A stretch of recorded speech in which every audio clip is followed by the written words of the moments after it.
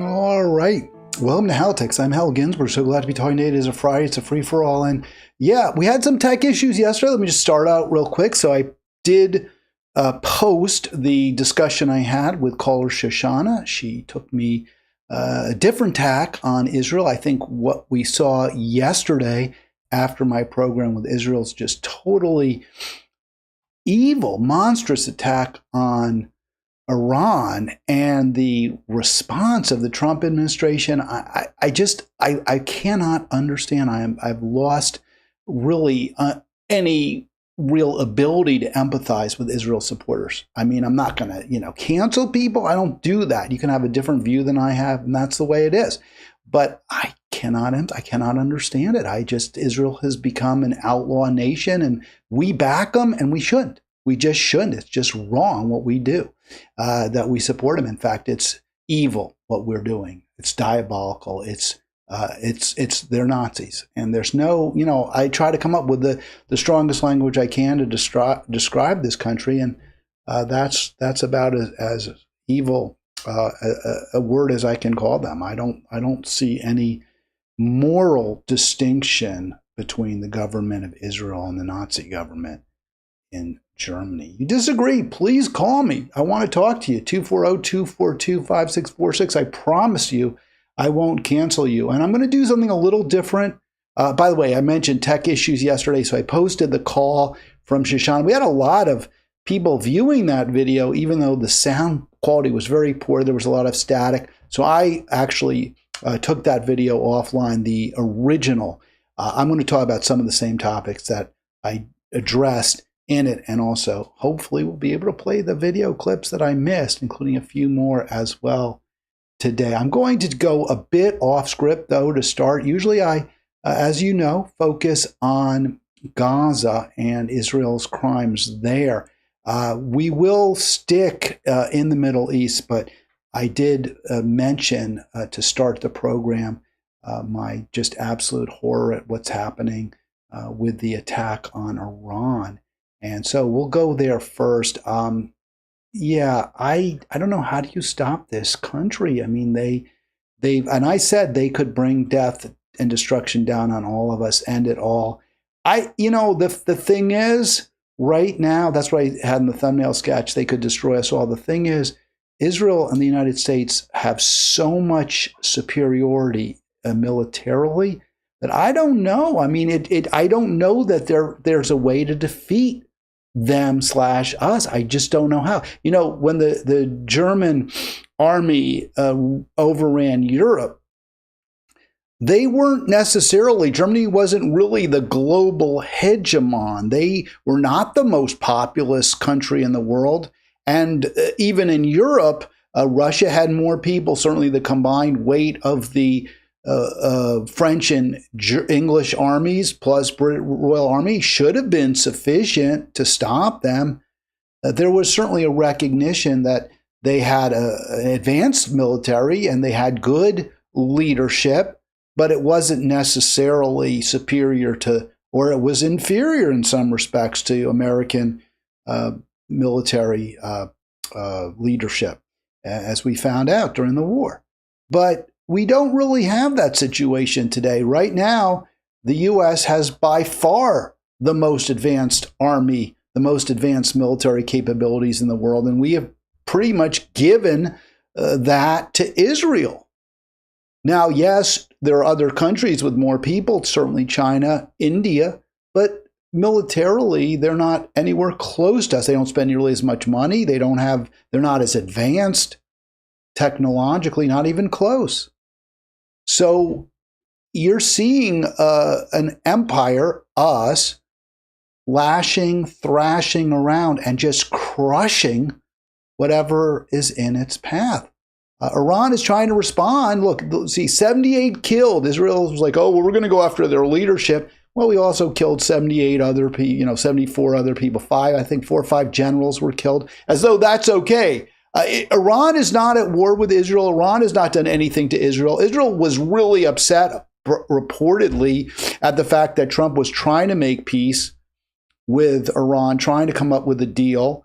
And according to Haaretz, the sort of the liberal, it's been called the New York Times of Israel, the more liberal media in Israel.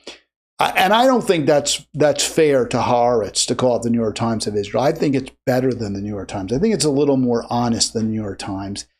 So, it's a sort of a bet. It's what the New York Times should aspire to. Not that it's even so great, but I think on balance, I'm more willing to trust what I read in Haaretz.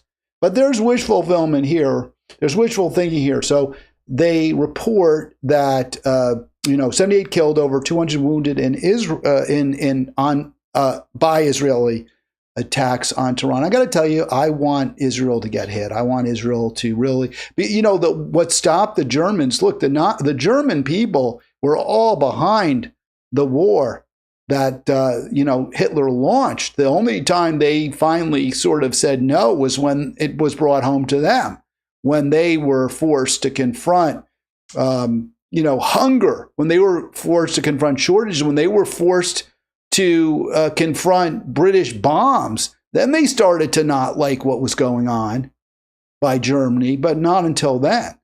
And that's the way it's going to be, I fear, with Israel. There's no way they're going to stop until they're hit, until they start feeling just a bit of the pain that they're inflicting on their neighbors, on innocent children and women. Here's what Haaretz says. Escalation comes hours after Trump explicitly stated he wanted Israel to refrain from striking Iran until the U.S. exhausted diplomatic efforts on Iran's nuclear program. So the writers at Haaretz, there's a bit of wishful thinking. Oh, maybe Trump was really against, because Haaretz is against what Israel's doing. Haaretz hates Netanyahu. Haaretz isn't pro-Palestine, but they're certainly not pro-Israeli hegemony throughout the Middle East, Israeli making war on all of its neighbors. And they're trying to say, hey, Trump didn't like what Israel's doing. I don't know that I believe that. I don't. Now, it may be true, and Trump has, but Trump may well be trying to put the best spin on this, according to Antony Blinken, who I trust as far as I can throw a piano. This was an FU by Israel to Trump. Maybe Israel was trying to, say to Trump, we'll drive foreign policy in the Middle East, you won't. And maybe Trump, by saying, yeah, it's beautiful. Is it beautiful? Because Trump praised Israel in the aftermath of this attack. Trump said, hey, this is a warning to Iran. You better deal with us. You better give up your program. And I have no idea what Witkoff is negotiating. Iran says its nuclear program is purely for energy. It's got nothing to do with weaponry. And maybe that's true. I don't know. They say they will enrich uranium, but only because that's the best way for them to generate electricity through nuclear power plants. Maybe that's true. I don't know. I don't know whether the demands or the negotiating stance by the U.S. negotiators was unfair to Iran. I'm going to guess it was, since Iran didn't agree to it. But I don't know. Maybe they were really in the midst of deep discussions and were close to a deal. And Israel did everything possible to scuttle that deal and apparently succeeded. But regardless of what Trump's feelings may or may not be, he is crediting Israel. He is praising Israel. He is praising this monstrous act, this declaration of war by Israel. Iran has acted so much better than Israel. Iran was trying to protect the Houthis. Iran is trying to protect the Palestinians to the extent it can. Doesn't have a lot of power. It's not it's a big country. It's a big population. But again, for whatever reason, and I don't know what the reason is, I guess they're just poor. They're not as advanced technologically. There may be other factors involved.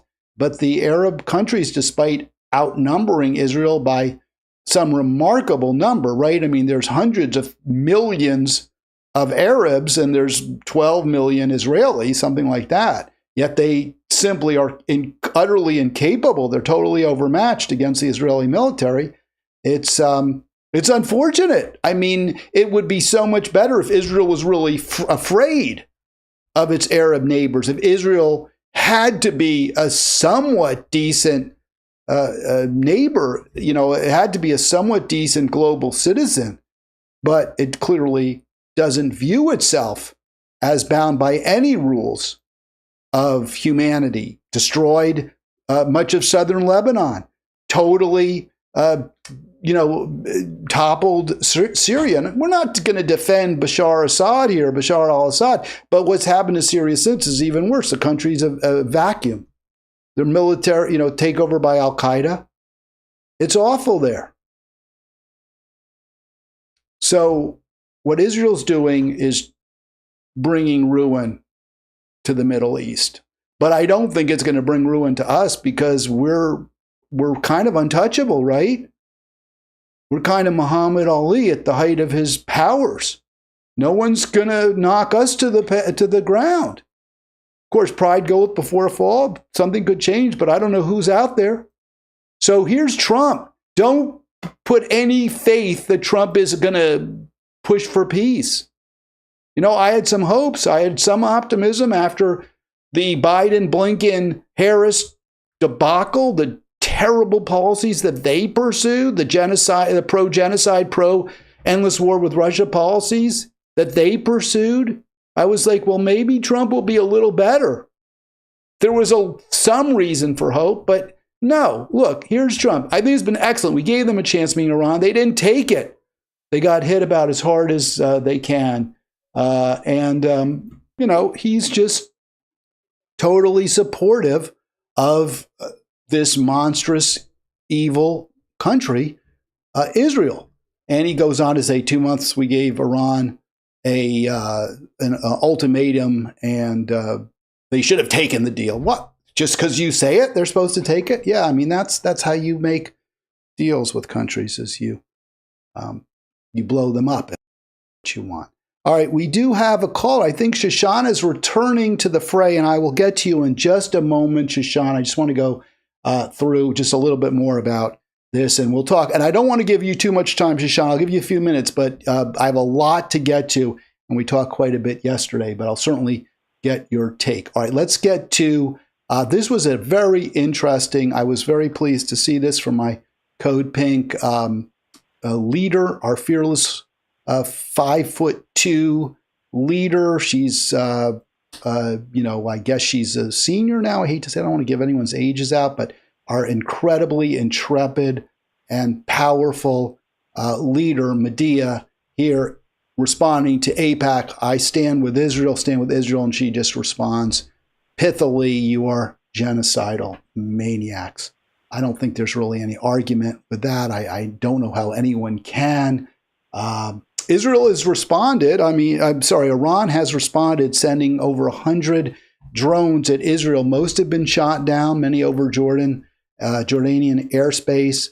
What I'd like to know is if Israel gets hit. I mean, they have to be. If they're not hit, then again, there will be no blowback against Netanyahu. Many Israelis very pleased. They're terrified of Iran. The Hasbara in their media is constantly reporting that they're the real victims. They're the ones under attack. They're the ones who are fighting to survive. They're facing existential threats at every moment as they eradicate an entire group of people from the planet. And unless they actually feel some of the pain that they're inflicting on Gaza and around the Middle East, they're not going to stop. I don't want death on anyone. I don't want anyone to get hurt. I want it all to stop. I don't know how this stops until Israel is ultimately defeated. All right, let's go to you, Shoshana. How are you today? No, it's Ari.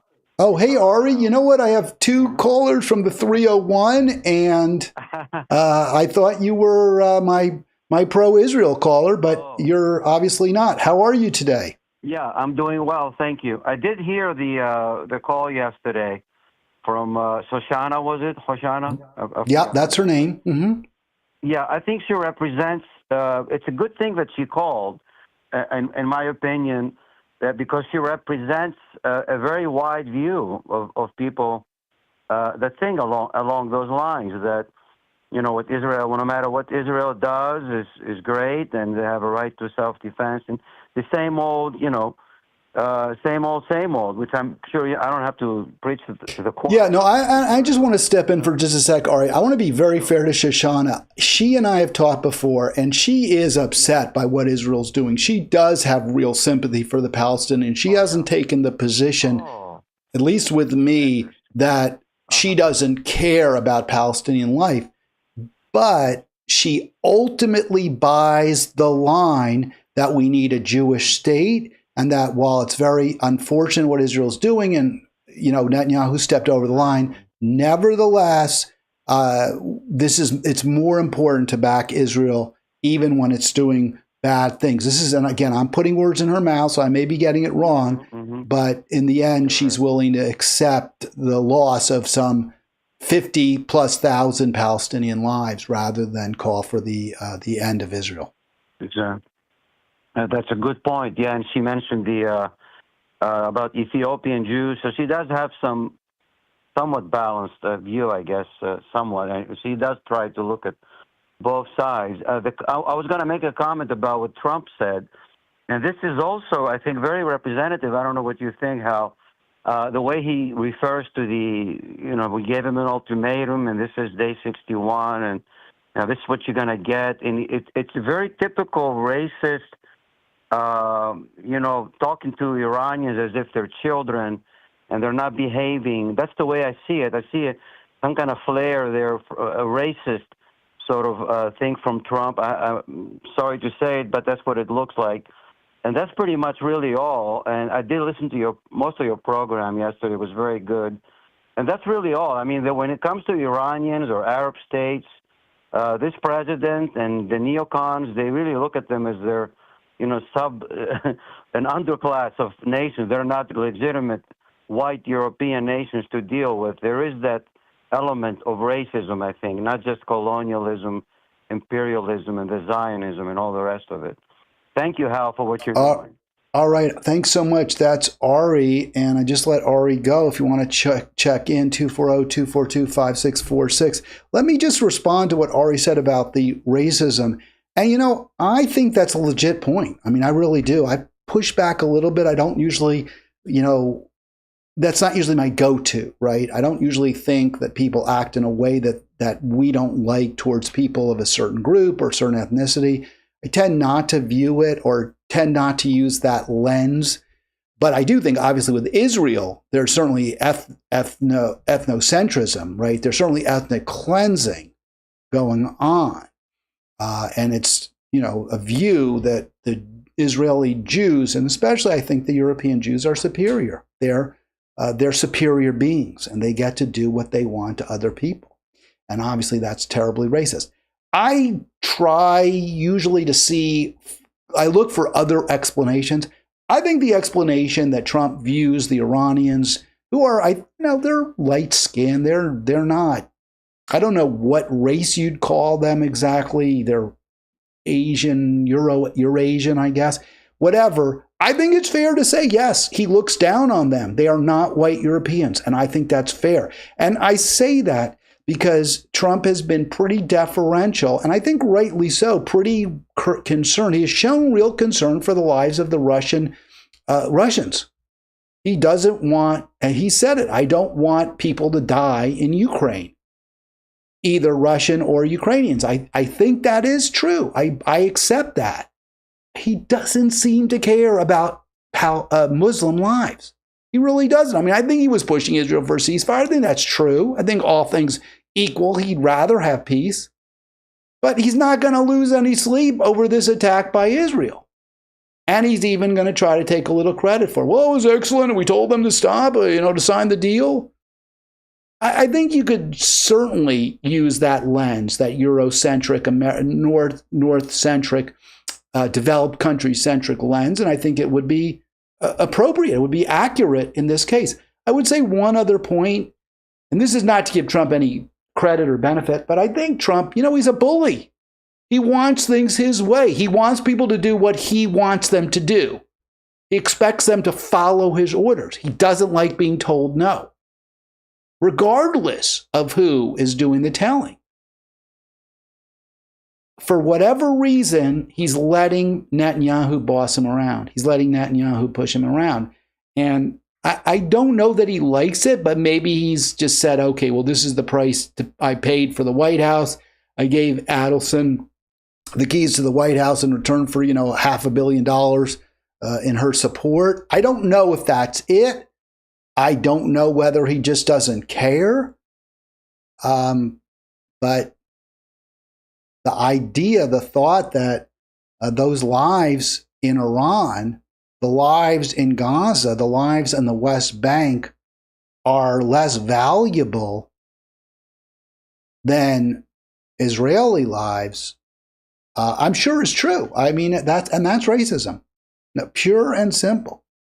Thanks for the call. I really appreciate it. We don't have an updated death count from Gaza, but I do want to just give you a quick report. This is an UNRWA report number 175 on the humanitarian crisis in the Gaza Strip and also the West Bank. So since I don't have a number of dead and wounded from Gaza today, I just wanted to just sort of cite to this report that came out a bit earlier in the week. It just, again, tells you the monstrousness of Israel, the evil that it is doing. It's just so horrific. So from the United Nations Relief and Works Agency on the humanitarian crisis, and it is posted today. I think the report may have come out a little earlier, but they just posted this at their website today, because you can see the Friday, the June 13th date there. And so it's just awful. It's just as bad as you can imagine. So I'll just give you a quick, and this is going to be small print, so I'll just go through it real quick. According to OCHA, between October 7, 23 and June 7, 25, this is the West Bank. We're not talking about the over 50,000 confirmed killed by Israel in Gaza. This is a different area where Israel is marauding. 943 Palestinians, at least 200 children killed in the occupied West Bank, including East Jerusalem. So just right next to Jerusalem. And since the beginning of this year, 137 Palestinians, 27 children. And Israel is demolishing homes. They're dehousing people. They're unhousing them. I've heard people say it's not a genocide. I don't know what would you call this? What would you call it? Clearly, it is. Clearly, it is designed to simply wipe the Palestinian people off the face of the earth. And, Netanyahu has referred to the area where Palestinians live as Amalek. And that area, Amalek, was an area that was raised by the ancient Hebrews. That was just simply, the civilization there was just simply destroyed. So he's saying, hey, that's Amalek, same thing, 3,000 years ago, whatever it was, whenever the stories in the Bible that apparently it's somewhat of a historical document, some are true, some are not, some reflect a historical, fact, even if they're not accurate, but there's, some historical basis for them. Some don't. Amalek was an area where the ancient Hebrews wiped out the Philistines and other non-Jewish tribes. That's what they are. They're Amalek. We get to destroy them. Here it is from Al Jazeera: Israel waging war on children in Gaza. So again, I can't feel, I can listen. I don't cancel people. I don't understand the argument, any argument justifying what Israel's doing.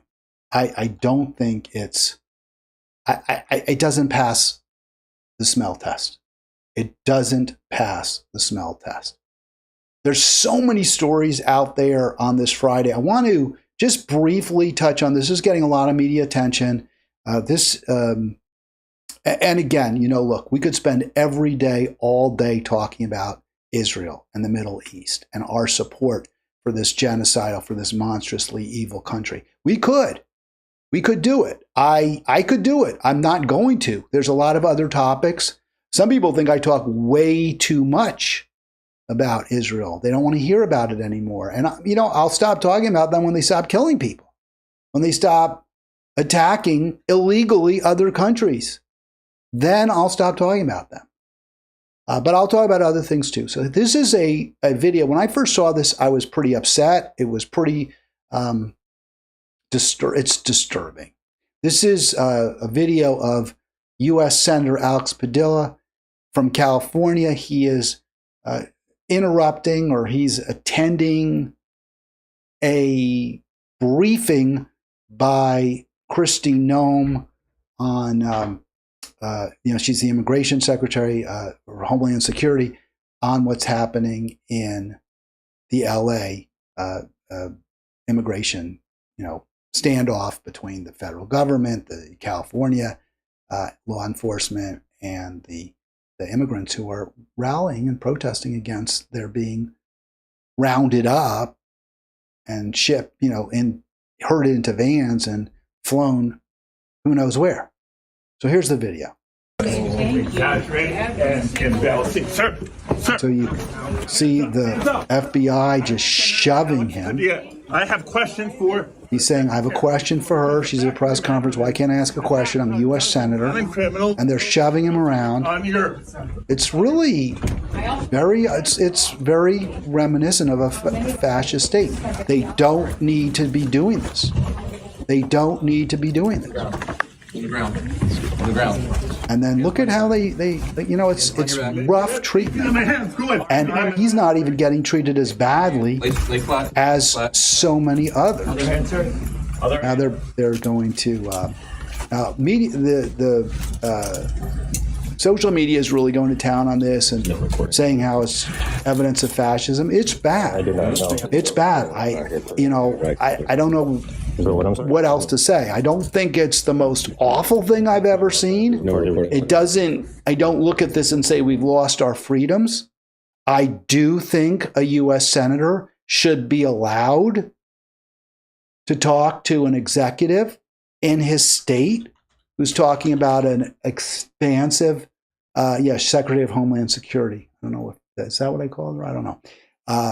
Kristi Noem, Secretary of Homeland Security. I do think that the U.S. Senator from that state should be allowed to speak to her. But I get also, to be perfectly honest with you, there are concerns about safety. Let me get to the response by the Republicans to criticism that they treated Padilla wrongly. Republicans defend rough treatment of U.S. Senator, call for his censure. I saw nothing in that video that would justify censuring Senator Padilla. Let's go through the entire article here, or at least the relevant section of the article in Huffington Post, HuffPost. Republicans yesterday defended the way Senator Alex Padilla was manhandled, handcuffed, and forcibly removed from the press conference he called Padilla's surprise appearance. By the way, I believe it's pronounced Padilla. I know some people say Padilla. I thought it was pronounced Padilla. Maybe I'm wrong. Surprise appearance at Noem's. It depends on the individual. Surprise appearance at Noem's press event. Wildly inappropriate, he said, and accused him of charging at the cabinet secretary. A group of House Dems who were walking by rejected it, hectoring Johnson, yelling, "You lie." So let's look at that one more time. Do you see him charging? I mean, this is really important because, if he is, then yeah, you got to do something about it. I thought it was rough treatment. I thought it was inappropriate. I think this reflects the way law enforcement acts in our country. And we've seen this year after year, decade after decade, century after century, where our police, sheriffs, FBI treat people like crap. And it's wrong. It's terrible. I don't know if this is particularly unique, however. Let's play the video one more time. So where is he charging? Let me just, because they're saying he charged. Where's the charge? Sir, Hands up, hands up. I'm Senator Alex Padilla. I have All questions. right, Padilla, by the way, I said his name wrong. Padilla, not Padilla, Padilla. So I'll get it right going forward. I'm Senator Alex Padilla. I don't see him charging the director, the Secretary of Homeland Security. I don't think there was cause to treat him that way. This isn't the worst, thing I've seen. This isn't, to my way of thinking, an example of our country losing its soul. What are examples of our nation losing its soul is supporting Israel. What are examples of our nation losing its soul are the caping for this outrageous attack on the sovereignty of Iran. Our refusal to call Israel out for killing children, for demolishing people's homes. That is the immorality that we must all, I don't know what, cry about. What else can you do at some point is cry. If there's hope, it is political. It is that we elect better people. Not that we elect Democrats, not that we somehow defeat Trump at the ballot box, but that we elect good people. People who care about humanity, who care about other humans, who will do what they can to make life just a little bit better for their constituents. That's what we need, who won't make excuses or justify their party, who aren't wildly partisan or even partisan at all, who call things the way they are. I don't think Zoran Mamdani meets that definition to a T. He's not perfect. He is partisan. I had a video I was going to play yesterday. I'll play it today. But it is good news that he's surging in this new poll. It is good news that he may actually possibly be ahead of Cuomo. That would be a wonderful, wonderful thing. There was a debate. I believe this was last night. Here's a clip from it. Wouldn't have been my go-to clip. I'm playing it because I don't have a better one. And it's sort of funny. And there's he just owns Cuomo here. So I like that. I really do. I mean, it's good. Yeah. This guy, Cuomo is such a bad guy and he's so dishonest. I care more. Look, in the end, I didn't think, I was against the whole Jamie Raskin and all the impeachment of Trump. I wanted Democrats to present a compelling vision. I want them to do it now. I want them to present a compelling vision of the future. That to me is what's most important. To Mr. Cuomo. But this is good stuff anyway. Okay, so this is good stuff. I want Democrats not to be telling you how bad Trump is. We all can see how bad Trump is. I want Democrats to provide a compelling argument why they will do a good job.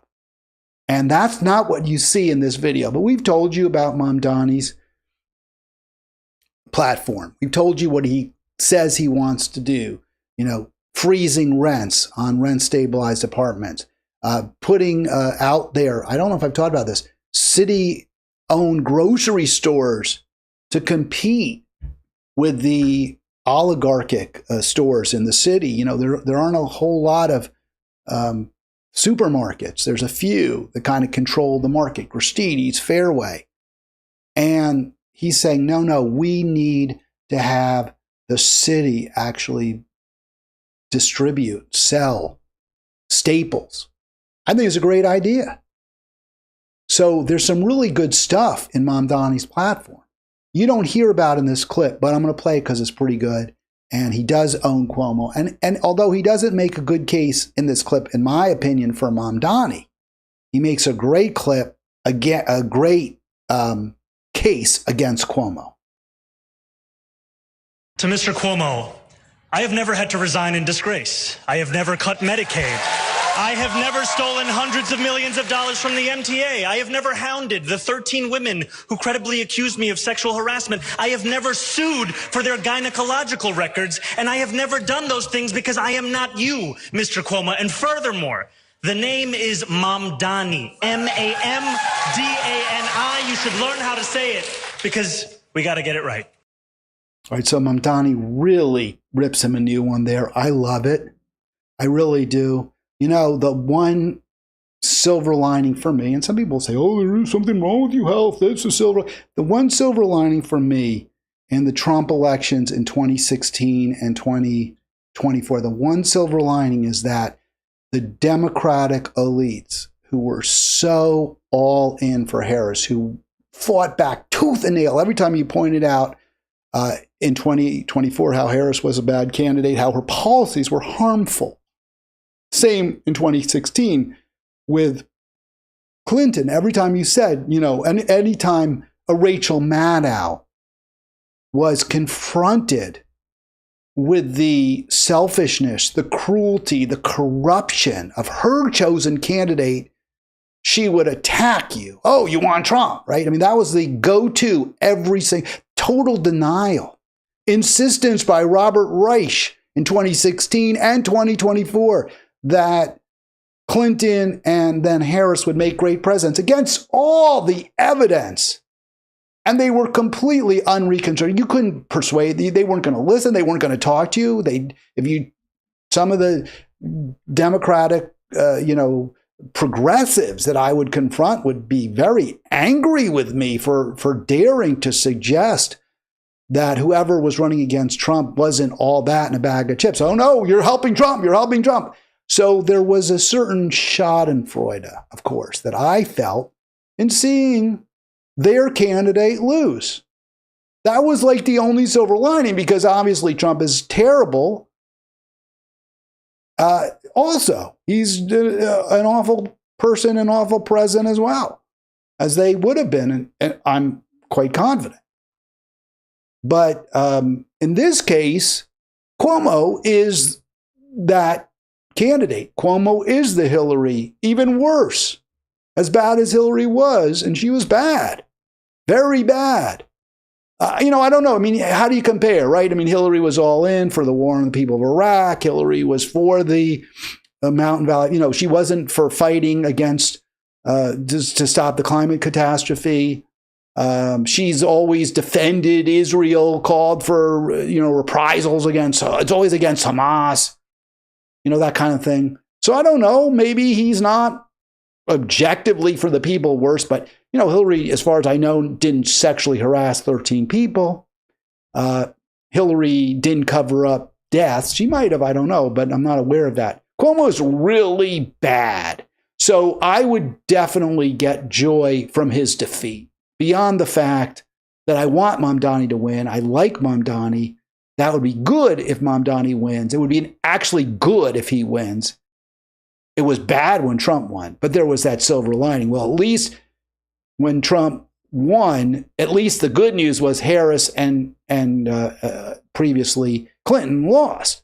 Here, there'd be great news that Mamdani won, and equally good news, good news anyway, that Cuomo lost. Let's play this clip. This is why, all that said, maybe I want to play this clip first. Let me play before I get to my concern, because I do have a concern about Mamdani. I'm not all there with Mamdani, right?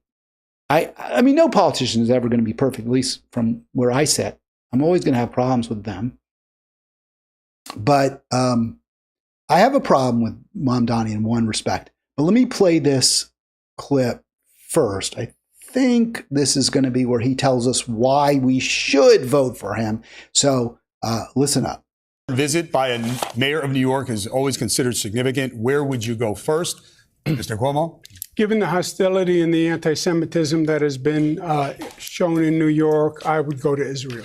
All right, so this isn't where, again, Mamdani gives his, he does. He actually does explain why he would be a better mayor. But the question is, where would you go first? So pure pandering by Cuomo, given the anti-Semitism, What anti-Semitism? There's no anti-Semitism. We hear this over and over. Where is it? Where's this anti-Semitism we keep hearing about? Please provide me with some evidence. Yes, there have been attacks on Jews because they're Jewish. No question. The Pittsburgh synagogue attack was anti-Semitic. No question. I understand. That was years and years ago now. 5 years ago, something like that. 6 years ago, something like that.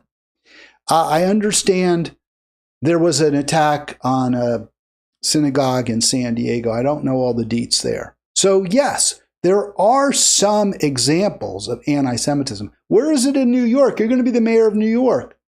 Who are these victims of anti-Semitism? Please identify them. If you're going to talk about what happened in D.C., the D.C. shooter shouted "Free Palestine." He shot somebody who wasn't Jewish, and he shot employees of a genocidal state. I'm not prepared to call that anti-Semitic. The attack in Boulder, you have a bit of a better argument because it was a Free the Hostages rally where the firebomb occurred. No one was killed. But he also was shouting "Free Palestine." Not "kill the Jews." Not "Hitler was right." Now that's anti-Semitism. He said "free." So where are all these victims of anti-Semitism that Cuomo is talking about? But he's not the only one. Here's this billionaire Tilson. Mr. Tilson, where would you go? Yeah, I'd make my 4th trip to Israel, followed by my 5th trip to Ukraine, 2 of our greatest allies. I mean, again, greatest allies. Certainly Israel is a stain on our nation. With regard to Ukraine, corrupt, petrostate, I'm not going to say they're worse than other countries. I mean, they were attacked. They are defending themselves. But no, not greatest allies. Fighting on the front lines of the global war on terror. Mr. Global war. The greatest exporters of terror on the planet are the United States and Israel. So you hear 2 clearly, completely unacceptable answers to that question. Where would you visit first? And again, they're a mayor. Why are they going to visit other countries anyway? Here's Mamdani. Mamdani. I would stay in New York City. My plans are to address New Yorkers across the 5 boroughs and focus on that. Mr. Mamdani, can I just jump in? Which, by the way, is a great answer, right? I mean, that's exactly what you want. Don't you want your mayor to stay home? New York has so many problems, right? Terrible homelessness. There's a lot of trash collecting. That may have gotten a little better, I'm not sure. But I've been to New York recently, and it was a mess. The affordability crisis. So Mamdani's like, yeah, why would I go there? I got problems here. 100%. You visit Israel as mayor? I will be doing, as the mayor, I'll be standing up for Jewish New Yorkers, and I'll be meeting them wherever they are across the 5 boroughs. Now, he sort of doesn't answer, will you go to Israel? He later on said, or he had said earlier, I don't think he's welcome in Israel. He's like on a no entry list, so he couldn't even get into Israel if he wanted. He could have said that, or he could have just said, no, I'm not going to Israel. I think he should have said that. I don't like the evasiveness. I'll be standing up for Jewish New Yorkers. I don't like that reframing. That's a fair question. You should turn that question to your advantage, not by reframing it, but by saying, no, of course not. I'm not going to spend the taxpayers of the city of New York's money on a trip to Israel. Absolutely not.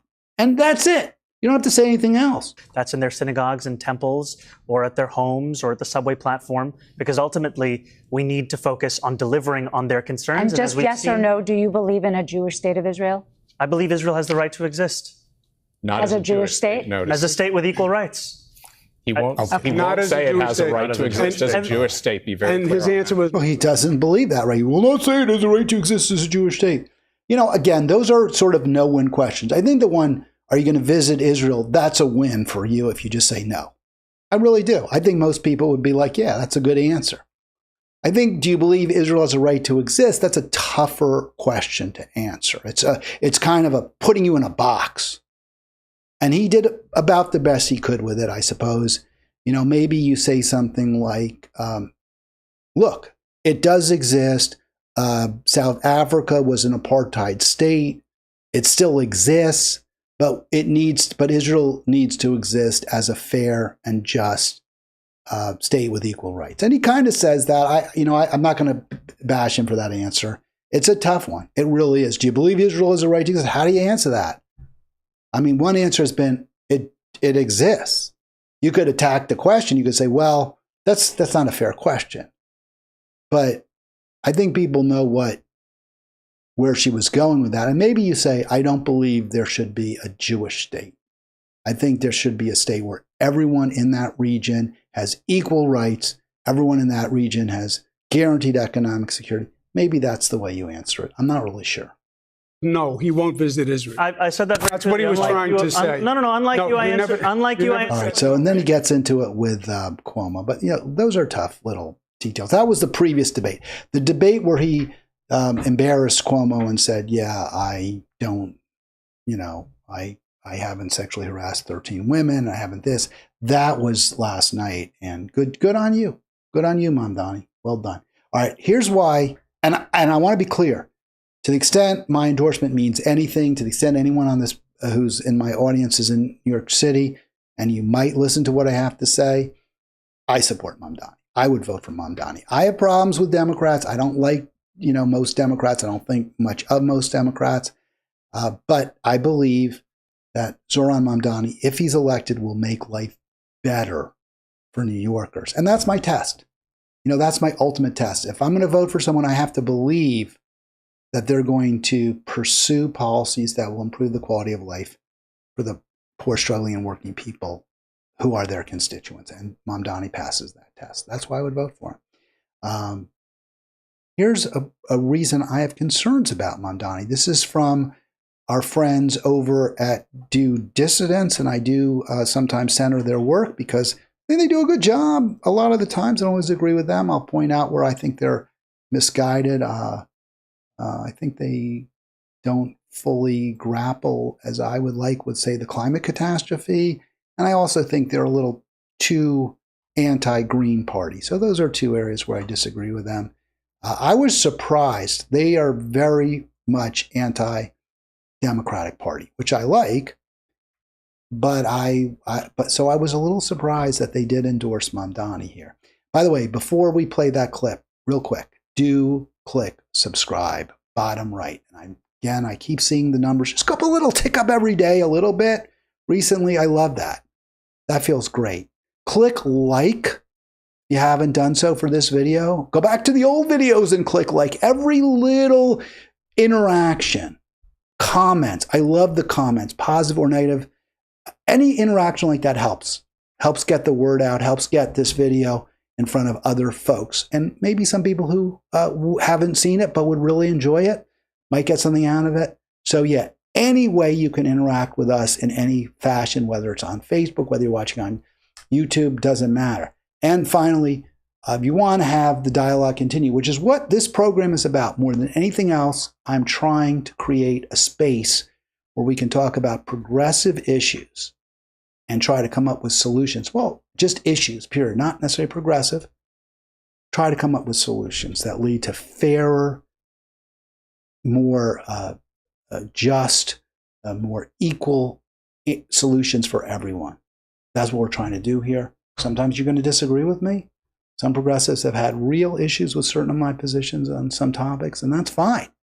What I want is that conversation, that dialogue. What I don't want are people just to turn off and say, I'm not going to listen to you. You said something I don't like. I won't tune in anymore. I won't have anything to do with you. That's the wrong answer, because there's always going to be a platform here for views, for dissenting views.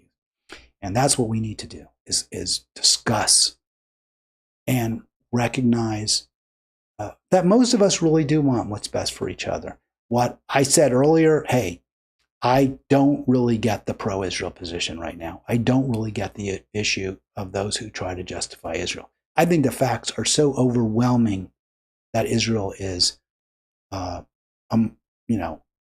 an evil country at this point, has gone to the dark side, has embraced Satan, And I don't say that to be humorous or anything. I mean, I think they've embraced the sinister side of us, the dark side of us. I think that's what Israel has done. So I don't get people who try to justify what Israel's doing, but I'll still listen.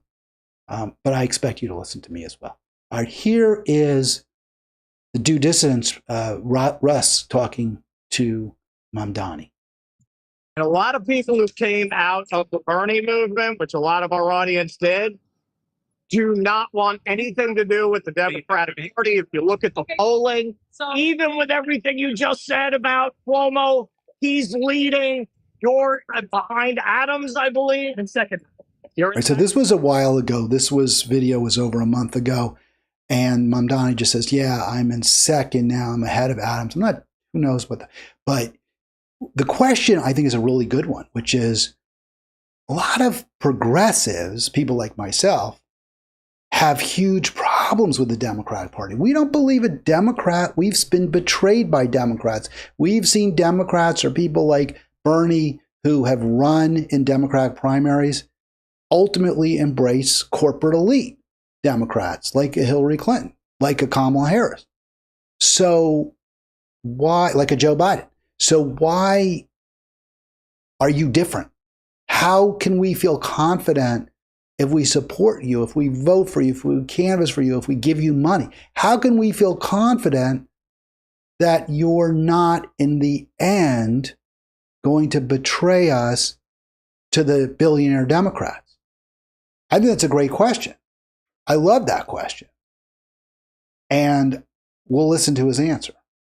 Second place now as of a number of polls that came out last week. And I understand why people are frustrated with the Democratic Party, because it's a frustration born of a party that has often left the working class behind across the country. This campaign is a campaign to show that we can in fact empower working class New Yorkers through our policy, through our party. And what I am excited about is that as of now, while still being in that place, more than half of New Yorkers still don't know about our campaign. So now he pivots right away. What I'm excited is a lot of people don't know about us. We're showing that the Democrats can fight for working people. He doesn't really address, he says, yeah, in the past they haven't always done that.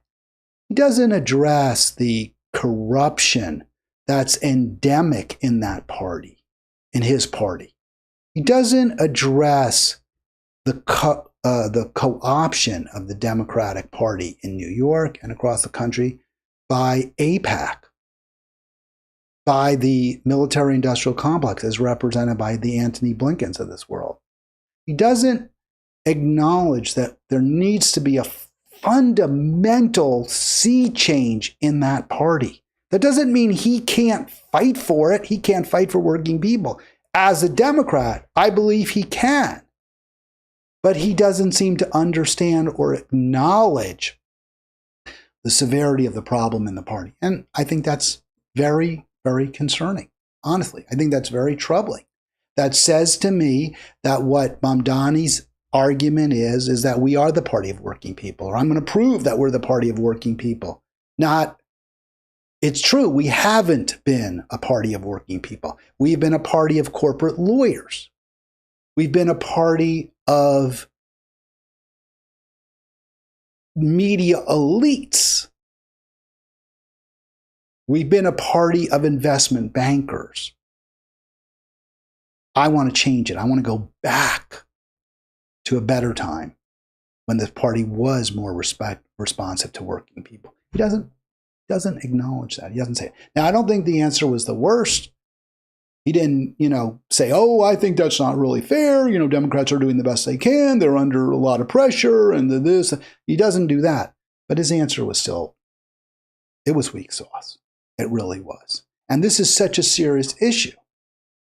It's so important that we get nonpartisan electeds. In other words, people who put the people before party, before the elites. And he doesn't get that in that answer. So I have a problem with it. By the way, very interesting. I don't play the rest of that clip. I mean, the video was a long YouTube podcast. But at the end, Russ, who was the one who asked the question, does say, yeah, I didn't like that answer either. But then he says, I'm still voting for him. I'm still supporting him. But yeah, I didn't like that answer. All right, let's go to somebody who's a real piece of garbage, the one on the cover of this thumbnail. Now, that's not who the video's of, but it's Dave Smith's video, who's another podcaster. I think he has about 300,000 subscribers. I was surprised. I thought it was more. I thought he was in the millions. I thought he was that big. He's a libertarian. I guess there's going to be some of Bill Maher. Bill Maher is one of the worst people on the planet, right? Total Israel defender. Has never shown the least bit of concern for working people. When you hear his explanation for why he's still a Democrat, it's pure selfishness. There's no concern for people who aren't extraordinarily privileged like he is. But in the end, Dave Smith's take, I think, is very odd as well. So let's play this clip. This is the why I said, yes, Dave Smith, voting does matter. Voting rights matter. And maybe they don't. Maybe I'm wrong. Maybe Smith is right on this one. Here we go. Offenders and drug crimes and stuff like this. And Joy Reid did a segment she was at MSNBC. She was new at MSNBC. Let me stop it. We're not going to, I don't think this includes the clip of Maher explaining why he's a Democrat. But basically what he says is, Smith does present it. And what he says is, Maher, that he's afraid he'll lose his right to vote. That the Republicans are actually poised to take away, the freedom to elect our leaders. And that presumably his freedom, right? Because we've been electing leaders who have been great for him. Both parties have, but not good for anybody else. So Smith is responding to that concern that is, Maher's explanation for why he's still a Democrat. He's a Democrat because he's afraid Trump will take away his right to vote. Here we go.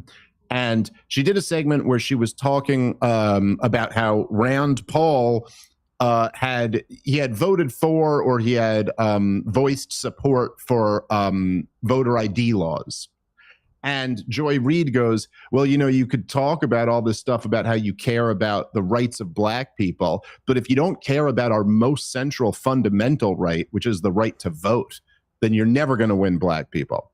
And I remember doing this response to it. At the time, I had no audience. I had a tiny little show, but I remember doing this response to it where I was just like, think about how crazy it is to think that voting is the most central, most important right.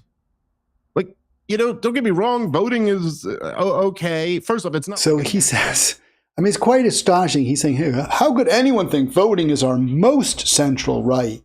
And we can debate that. He's going to say, Smith is going to say that this freedom of speech is a more important right than freedom to vote. I would push back. I think the freedom to choose our leaders, which is what voting is. I don't know how else do you choose leaders except through voting. How else do you choose leaders democratically except through voting? Now you can have a party, like a one-party state like the Communist Party, where it's only the members of the Communist Party vote, right? Otherwise, if you're a Chinese, if you're not a member of the Communist Party, which maybe is 1 million people, something like that, you have no say over who the next leader of China is going to be. And that the current leader will be leader probably until he dies. Xi, I believe, is their name. But, that's not voting. It's only voting if you're a member of the Communist Party. That's not democracy. That's not freedom. So you don't need to have everyone have the franchise, right? There's other ways. You can have a military strongman who uses their general who seizes power by force.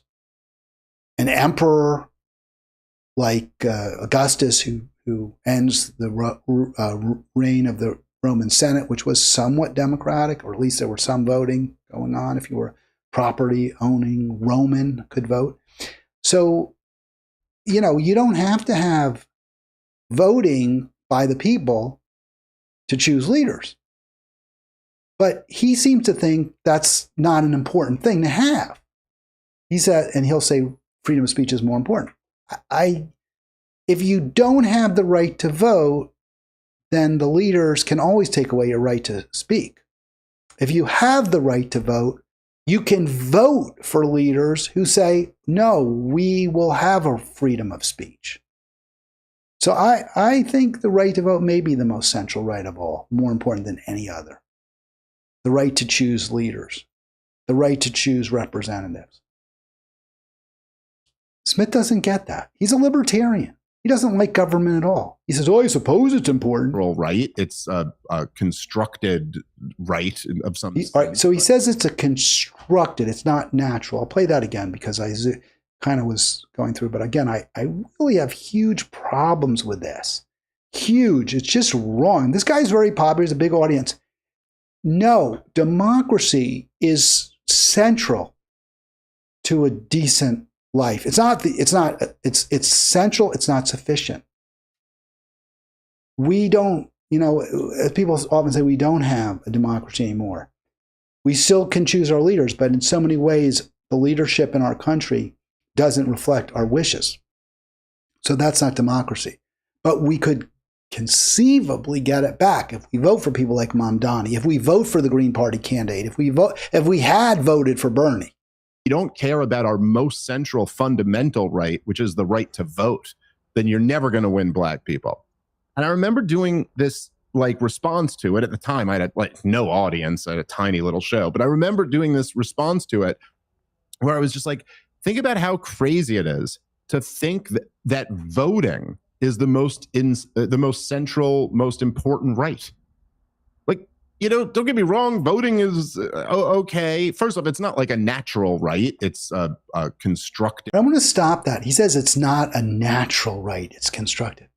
I don't buy that at all. I think it's in our genes. I think it's natural. Man is a political animal. We have been called that. I don't know who said that. I'll look it up. And that means we engage in a discussion of how we're governed. Politics is the society, the group getting together to decide policy. Aristotle, man is a political animal. And he based that on his observations. Yeah, we talk about things. When you have a campfire, going way back to the Druids in England or wherever, you get together, you talk about things. What should we do? Where do we go? Should we hunt? What's the best place to hunt? Is it over on that side of the hill or is it down in the valley over there? So I don't understand. That's voting, right? That's voting. Well, some people think we should try to go over. I saw some deer who were down by the water yesterday. That's where we should go. No, the deer were headed over on the other side of that hill. That's where we should go. And then you debate it and you vote and you decide, well, we got to go attack the tribe that's hunting on our lands. That's politics. That's voting. That's deciding. Or maybe you don't. Maybe you have some strong man who just tells you the way it's going to be. But to say it's not natural is absurd. This kind of statement. Now, I don't want to be too hard on Dave Smith. I was watching that video because he's been one of the best when it comes to criticizing Israel, when it comes to attacking Israel's genocide. And he's called it out. And good for him. That's really, really good. But it's still not enough. If you don't believe that together we should be deciding who the president is, who the city mayor is, then again, I don't understand. We can't see it the same way. I don't know what other solution you have. Now, he's a libertarian. Libertarians believe in things like property rights. And, when there's disputes, you go to a judge and the judge will decide, okay, who's going to choose the judges? I ask this to the libertarians all the time. How do you choose judges? Who gets to decide who the judge is going to be? Well, people can decide and they can choose this judge or that judge. It's crazy. It doesn't make sense. It doesn't reflect the human experience. So I really wanted to call that out because I like Dave Smith. But when you, in certain areas, but in the end, if you're not going to champion the basic idea that people choose their leadership, their representatives, then I think there's, again, no hope. We have seen throughout history, power corrupts, and absolute power corrupts absolutely. If leaders aren't afraid of the voter voting them out, then they're going to act increasingly cruelly, violently, aggressively. We're still seeing that. Things aren't perfect. Things are really bad. It's not enough. We have to do a much better job when it comes to voting. Of course. We make terrible decisions over and over. But what's the alternative? What could work better? A king? A tyrant?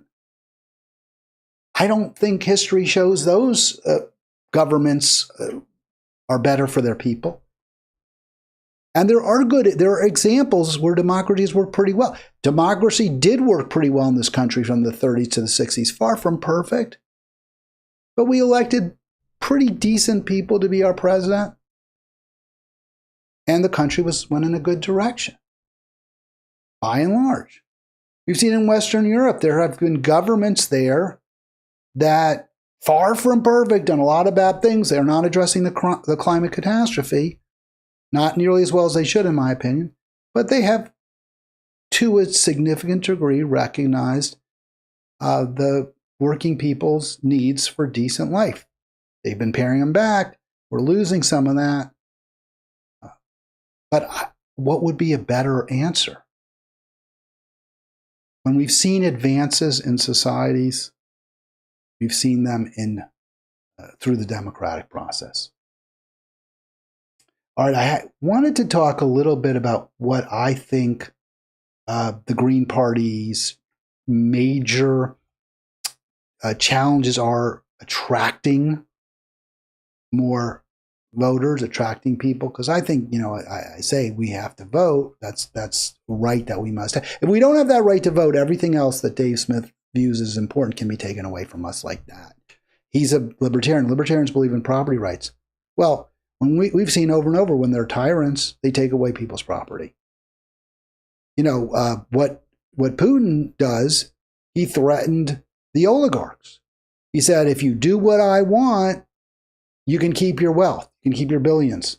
If you push the people that you can influence with your money, either through threats or through enticements, if you have them support me, then you'll be fine. Everything will be great. And if not, I'm going to kick you out of the country and take your wealth. And he did that. So if you care most about property rights, you should support a democracy, because your property rights will be most protected in that kind of a system. But I don't think property rights are the most important thing. But I think they're important. People should have enough, and they should have some things that they own that they call their own, and those property should be beyond the reach of the government. It's just that we need many more people, or everyone should have some property, and nobody should have too much property. All right, that's going to do it for today's Halitics. We have a great weekend. I really enjoyed speaking to you. I'm glad we didn't have the tech issues. I did find one setting that may have been the reason for the static we heard, or I heard it worse than anyone else. Other people were like, it wasn't as bad. I mean, people were actually watched that video, and I felt kind of bad taking it down, but I was a little embarrassed by it. It just wasn't good enough, in my opinion. So I addressed a lot of the same issues in greater detail that were in yesterday's live stream. Of course, I'll keep up the call from Shoshana. Have a great weekend. I'll see you Monday.